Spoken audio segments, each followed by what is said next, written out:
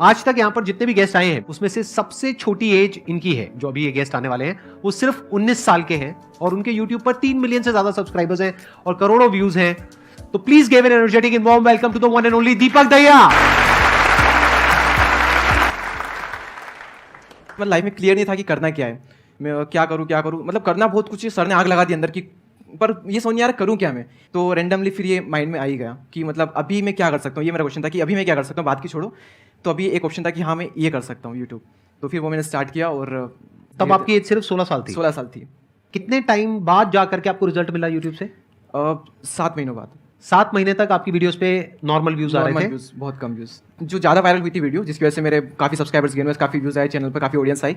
तो वो अराउंड 9 महीने बाद चैनल ग्रो हुआ था, आप ये मान सकते हो। उसमें कुछ गलती हो गई थी मेरे से, मेरे को डालना कुछ छोड़ता हूँ, डाल कुछ छोड़ दिया था। वो वीडियो वायरल हो गई और आज उस वीडियो पे 26 मिलियन व्यूज है। सॉरी। तो इस पूरी जर्नी में सबसे बढ़िया मूवमेंट कौन से थे और सबसे खराब मूवमेंट कौन से थे? सबसे बढ़िया मोमेंट था, मुझे अभी भी याद है, मेरे जब 1000 सब्सक्राइबर्स कंप्लीट हुए थे। सर मेरा क्वेश्चन आपसे ये है कि कई बार ऐसा होता है कि ना चाहते हुए मैं किसी को हर्ट कर देती हूँ, चाहे फिर वो मेरे पेरेंट्स हो, मेरे सिबलिंग्स हो या फिर फ्रेंड्स हो। पेरेंट्स और सिबलिंग तो समझ जाते हैं कि वो मुझे जानते होते हैं कि इसने अगर कुछ बोला है तो क्यों बोला है, लेकिन कई बार फ्रेंड्स नहीं समझ पाते और इस वजह से ऐसा होता है कि उनसे बिल्कुल ही मतलब बातचीत बिल्कुल ख़त्म हो जाती है। तो फिर उस वहाँ पर मेरा दिमाग नहीं लग रहा होता है, डिस्ट्रैक्ट होती रहती हूँ। तो उस चीज़ को मैं कैसे कंट्रोल करूँ? अगर आप कुछ करोगे ना, उसका प्लस भी है माइनस भी है। अगर आप चाहते हो जिंदगी में कोई आपसे हर्ट ना हो तो कुछ बोलो ही मत। जहां आपने मुंह खोला, कुछ बोला, तो उसमें से कुछ बातें किसी को अच्छी लगेंगी, किसी को बुरी लगेगी, कुछ को बुरी लगेंगी। तो this is part of the package. ऐसा नहीं हो सकता कि आप अपने मुंह से कुछ भी बोलो, चाहे अपने दोस्तों को, रिलेटिव्स को, इसको उसको, किसी को भी कुछ भी बोलो और सब कुछ अच्छा ही अच्छा लगे सुनने में। वो तब हो सकता है जब आप बहुत बढ़िया एक्टिंग करना जानते हो। लेकिन वो एक्टिंग कुछ देर तक तो आप कर सकते हो, लेकिन अपने फ्रेंड्स के साथ कब तक एक्टिंग करते रहोगे? घर में कब तक करोगे? वहां पे तो जो भी आपके अंदर है, गुस्सा भी है, जेलसी भी है। किसी को अगर ये गलतफहमी है ना मेरे अंदर ये सब नहीं है, तो वो महाबेवकूफ इंसान है। सब कुछ सबके अंदर होता है नहीं होता है। तो हमारे अंदर पॉजिटिव भी होता है, नेगेटिव भी होता है, अच्छे से अच्छा भी कुछ है हमारे अंदर बुरे से बुरा भी कुछ है। तो जैसे ही कोई इंसान हमारे साथ में रहता है या रहती है, वक्त बिताते हैं साथ में, तो उनके पत्ते खुलने लग जाते हैं। आपकी जो वीकनेसेस हैं वो भी सामने वाले के आगे आती है। वो किसी को नहीं चाहिए।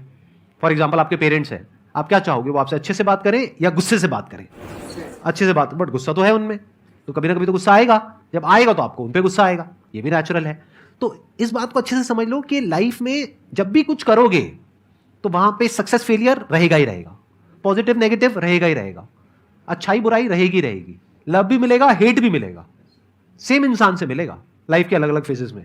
आज आपको लगेगा इससे बढ़िया तो कोई इंसान ही नहीं, आपको लग रहा है अरे वाह क्या बात है, मेरी तो किस्मत खुल गई है। वो अगले दिन आप कह रहे हैं कहाँ फंस गया, ये कहाँ किन चक्रों में पड़ गया, अकेला ही अच्छा था, अकेली अच्छी थी, व्हाटएवर, राइट। ये पार्ट ऑफ लाइफ है। तो इन बातों को धीरे धीरे जैसे जैसे हमारी एज बढ़ती है तो हमको ये बातें समझ आने लग जाती है। इन अदर वर्ड्स, इस प्रॉब्लम का जो सोल्यूशन है वो क्या है कि आपके पास में कंस्ट्रक्टिव कोई गोल होना चाहिए लाइफ में, जिसकी तरफ आप आगे बढ़ते ही चले जा रहे हो। ये सब जो चीजें हैं ना, फिर इतना असर नहीं करेगी। अगर आप वेले हो, खाली हो, तो ये सब चीजें आपको बहुत तंग करेगी। ऑप्शन था, कुछ ना कुछ करना था, कुछ करने की जो आग होती है ना अंदर, वही आपसे कुछ ना कुछ करवा ही लेगी और अंदर से निकल के आएगा एक न दिन कि हाँ मुझे ये करना है। अभी पता नहीं होता हमें कि क्या करूँ, लेकिन जब होता है ना अंदर से, तो कुछ ना कुछ कहीं ना कहीं से ऐसा निकल करके आएगा, फाइनल मिलेगा कि हाँ मैं इसके लिए बनाऊँ, ऐसा होगा।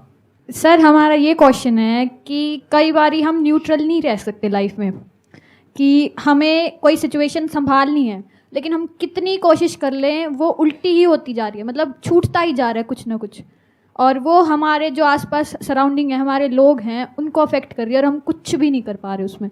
सर हम क्या करें उस वक्त? कई बार कुछ ना करना ही सॉल्यूशन होता है। टाइम के साथ साथ वो चीज़ अपने आप हील हो जाती है।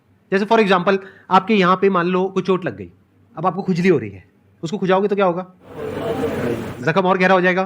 तो अब सोल्यूशन क्या है? कुछ करना या कुछ ना करना? कुछ ना करना। कुछ सिचुएशंस ऐसी होती है जब आपको समझ आ जाता है कि करने से वो सिचुएशन और बिगड़ेगी, यानी खुजली हो रही है, जितना खुजाओगे और जख्म गहरा होता जाएगा और वो और टाइम लेगा।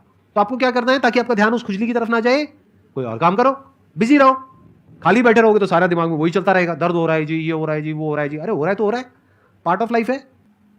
सर मेरे एक बेसिक क्वेश्चन में आपके दोनों के लर्निंग फेज सीखना चाहता हूँ, जिसकी ये जो थॉट होता है, जो मन होता है, वो पहली बार जब कोई विचार हमारे मन में आता है, फिर क्या होता है कि हम उसमें उलझते चले जाते हैं। फिर ये हमें काफ़ी टाइम के बाद रियलाइज़ होता है कि हम काफ़ी टाइम से अपना दे चुके हैं। लेकिन वो गलतियाँ पता नहीं चलती है। सर इससे कैसे बचा जाए कि पहला थॉट क्या था वो जहाँ से हमने स्टार्ट किया था और 1 घंटे 2 घंटे बाद जहाँ पे हमने अपना थॉट खत्म किया, पता नहीं चलता है कि हमने लगभग 2 घंटे का समय अपने सोचने में निकाल दिया है। सर उससे कैसे बचा जाए जो बहुत ज़्यादा टाइम इसमें हमारा चला जाता है। तो ये थॉट है फालतू या फिर कुछ काम का थॉट है? नहीं, काम का। पहला थॉट आया कि जैसे क्रिएटिविटी लेके कि हाँ मुझे ये काम करना है, हाँ। वो मैंने सोचा। फिर उसके बाद उसी थॉट में जैसे चेन बनती चली जाती है, उसके बाद ये, उसके बाद ये, उसके बाद इसके बाद ये 3 से 4 घंटे उसमें निकल जाते हैं। या कभी कभी सोचते रहते पता नहीं चलता कि हमने स्टार्टिंग कहाँ से की थी सोचने तो ये की। तो सही है ना, अगर सही के बारे में सोच रहे हैं तो और सोचो, कुछ नया मिलेगा। अगर कुछ भी इन्वेंशन होता है तो ऐसे ही तो होता है, सोच करके होता है, और थिंकिंग से ही होता है। नेगेटिव थिंकिंग बुरी है और थिंकिंग बुरी नहीं है। अगर तो आप अपने माइंड में जाकर के फंस रहे हो, यानी कि आप फंस गए हो 1 घंटे तक और कुछ भी नहीं निकला उसमें से, तो वो थिंकिंग बेकार है, किसी काम के लिए टाइम वेस्ट हो गया है। आप क्या कर सकते हो, पेपर पेन लेकर के करो अपना जो भी आपको करना है। माइंड मैपिंग करना सीखो, मैंने अपने कई सेशंस में अलग अलग बोला है। हाँ। ये बहुत पावरफुल टूल है कि माइंड जिस तरीके से हमारा सोचता है ना, उसको आप पेपर पे कन्वर्ट करो, पेपर पे लिखो कि जो भी आप करना चाहते हो उसको सेंटर में लिखो, फिर उसकी ब्रांचेस निकलेंगी, फिर उसकी सब ब्रांचेस निकलेंगी। जिस तरह से हमारा माइंड चलता है, तो वो जो माइंड मैप है वो आपके माइंड में छप जाएगा, तो आपका माइंड भी एक ऑर्गेनाइज तरीके से सोचना शुरू कर देगा। अभी हमारे माइंड में डिसऑर्डर है, अगर आप ऑर्डर लाना चाहते हो तो माइंड को ट्रेन करना पड़ेगा। ट्रेनिंग का जो एक टूल है जो मुझे आज तक लाइफ में सबसे बढ़िया लगा है, दैट इज माइंड मैपिंग। मतलब अपने माइंड को एक क्लियर गोल देना पड़ेगा, ये गोल है जिसे तुझे अचीव करना है, मुझे नहीं पता ये कैसे होगा, माइंड तू बता ये कैसे होगा। तो अपनी ब्रेन के ऊपर आपने छोड़ दिया सवाल पूछ करके, तो ब्रेन उसके रास्ते निकालेगा, आपको अपने आप उस डायरेक्शन में भगाएगा। And that ideally has to be one pointed अगर आपको सक्सेस चाहिए तो।